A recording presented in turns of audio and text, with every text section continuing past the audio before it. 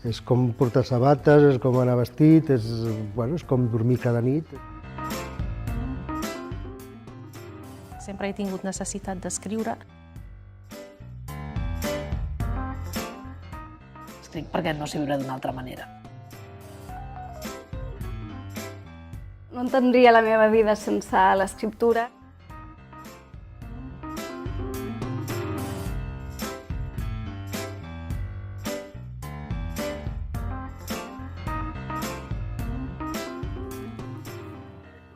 La poesia que faig és molt urbanita, hi ha qui diu que és inclús beatnik, no? I ha influït especialment en això. Després la mar està present sempre. A vegades que he escrit sobre altres ciutats han aparegut carrers de Mataró jo què sé, a Sarajevo, per exemple, no? He arribat a escriure coses expressament en què els pobles han sigut protagonistes, no? Tant per tallar aquest estiu amb un microteatre i ara, per exemple, amb un conte en què el mar és el protagonista amb un pescador de Masnou. Al Maresme, tant el paisatge natural com el paisatge urbà, per dir-ho d'alguna manera. La gent també, l'associacionisme, les entitats veïnals,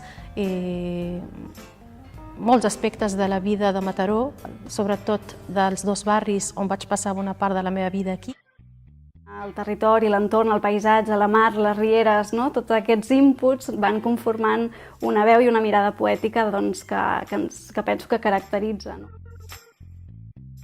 Més enllà de que pugui influir en el que escrius, també hi ha el fet que al Maresme hi ha un activisme cultural important.